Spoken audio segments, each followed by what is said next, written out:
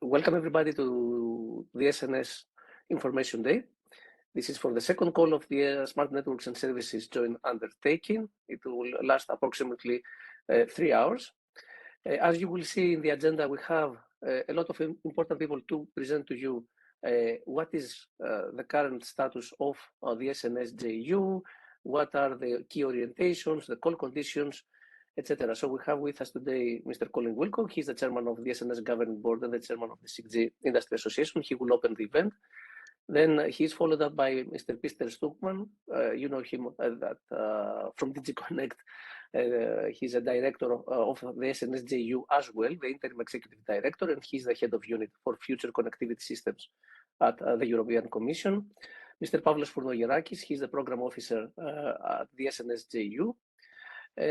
Myself as the executive director of the 6G Industry Association, Mr. Bernard Barani, he's the deputy head of the unit Future Connectivity Systems, one of the key people working for preparing the SNSJU. And finally, we have Mrs. Edina Nemeth. She's a delegate and national contact point for Horizon Europe, Cluster 4 Digital and Partnerships Ideal IST representative. And of course, with us, we have my colleague, Kostas Trichas. He's a project manager at the 6G Industry Association office, and he will help us moderate the Q&A sessions that we are going to have. Now, I see that we have already something like 140 people, exactly 140 people, Colin. And I think that we can, before we go to the coffee break, of course, we can start. Tem coffee break. I mean, está bem. Okay, so these are the slides, Colin, for you, and you have the floor. Thank you very much. So welcome everyone to this information day, trying to cover the next SNS call, which has just been opened. I hope you will find this interesting. Just to reiterate what Alex said, we're expecting an awful lot of people, 500 plus people on the call today. So please try and make sure you're on mute. If you wish to ask a question, please use the chat function and either raise a hand or write the question there. So I will just briefly give, shall we say, the background of where all this is coming from. So most of, obviously, the presentations today will be about the actual call, going into the details there, but maybe I can just spend 2 or 3 minutes painting the big picture and showing where it all comes from. So maybe I can start just by highlighting the organization, the 6GIA, which is where Alex and Kostas works and where I have the pleasure for being the chairman of the board. So this is an industry association, and by industry association, I don't just mean the big players, the Nokia, the Ericssons, the Orange, the Deutsche Telekom. We also have the SMEs on board, and we also have a lot of academics and universities and some of the key vertical players. So we have the whole ecosystem within our association, somewhere between 250, 280 members. And what we try and do is, as well as being the voice of European industry on 5G and 6G matters, so points of policy, security, architecture, we also, together with the European Commission, try and run these big research programs trying to drive these technologies forward in Europe. And one of those research programs is this Smart Network and Services joint undertaking that we'll be talking about today. So if I could go on to the next slide. One of the other things we do, or one of the policy instruments we use, is the white papers. So the 6GIA, together with a number of projects from the previous program, from 5G PPP, the so-called ICT 52 projects, have created a vision, a European vision for 6G networks, what they should be. And a number of the slides I'll be showing about the background of 6G come from this white paper, which is freely available from the website. So if we then have a look at what is driving this 6G endeavor, what are we trying to achieve with 6G? So on the broader sense, on the larger scope, coming from the vision, is this idea that there are a number of drivers, and these can be broken down into societal, policy, and business. So the business is perhaps the most obvious, that what we're trying to do is we're trying to develop technologies that can be applied in Europe to make us more competitive. And clearly what we wish to do is we wish to keep the success of industries. Lena, could you please mute? Thank you.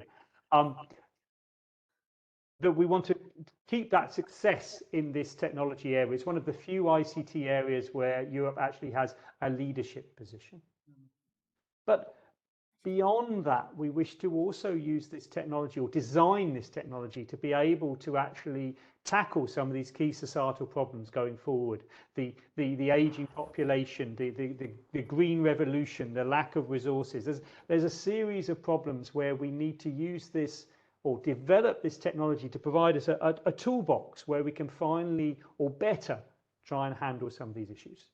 And there is also the policy angle, if you will, the European angle of this, where we wish to make sure that these future technologies that are developed are based on EU values. They support the things that we find important, or we find more important in Europe than maybe some other parts of the world, as in the personal data security, as in the overall secure infrastructure and data. And lastly, we wish to provide some form of technological sovereignty, which can really be seen as making sure Europe has access to these key future technologies, as well as influencing them, so that we have maybe some key parts of the tool chain or the equipment chain, but beyond that, we have access and influence on what 6G technology would be. Okay, if I go on to the next slide. So with this background, with these goals, then we have tried, together with the European Commission, we've created this 6G SNS, and this is a large research program which will be going on for the next 7 to 8 years, and we'll be investing at least 1.8 billion euros in 6G research. And we have successfully now launched that first set of projects. So this first set of projects has started this month, and what we're about today is the next call, the call that's been released last week, where we are now trying to build on that success of the first call. And maybe just to finish off, I could go to the next slide, where I just try and be more specific of the specific things within this program, the promises we've made to actually get this program funded, what we need to provide.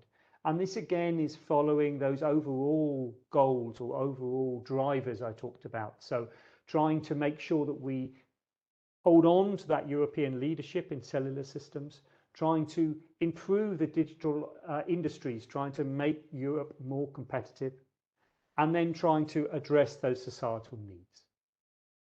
More than that, what we're trying to do with Smart Network and Services, and more specifically with the 6G Industry Association, is we're trying to mobilize the European stakeholders. We're trying to bring together a community, not just for one project or 1 year, but try and bring a community that will go with us through the whole lifetime of SNS, so that we can together develop what the 6G standard should be. And we wish to use this community, building the strongest community, hopefully anywhere, to make sure that Europe is the center of all this international collaboration and where we build that global consensus. Okay, as a last slide, before I hand over to some more detailed presentations, this is the overall roadmap of what we're trying to achieve. So we start looking at the experimentation, trying to look at what should be the key technologies in 6G. We then go on to try and look at the detailed design of the various elements and try and optimize the system. And then we come on to the large-scale trials, or indeed looking at fundamental aspects of the next generation of 6G systems as we go into phase 3. And this gives you a rough timeline of where we are. And maybe as a closing word, I think we've achieved an amazing amount over the last couple of years. The fact that we have that first set of projects starting now, that we've managed to create a powerful set of projects, 35, 36 projects, nearly 250 million euros of investment. and that we are really now cutting edge 6G research in Europe, and really an open invitation to everyone to come and join us, and let's try and develop this standard together. It needs to be a standard, it needs to be a technology for everyone, not just a few. And that means we are delighted that so many people are joining today. Already in the first call, there are 300 plus different stakeholders getting funding, plus additional ones in Cascade funding. And we hope in the call two to greatly increase that number of people involved. The more people we can get involved in the 6GIA, in the smart networking services, the better. Okay, on that note, then I will hand back to the moderator, and thank you for your time. Thank you very much, Colin. Thank you for being on time and opening this event today. As we can see, we have already managed to mobilize, at least for today, the stakeholders in Europe. We have 250 people participating and listening to this presentation. I see that we have a raised hand from Mr. Ahmed Khalid from Dell. I would propose, as this was the opening presentation, to wait for any Q&A until the next couple of presentations. If it is something urgent, please use the chat box and the speakers will answer to you offline. We have a dedicated Q&A session later on.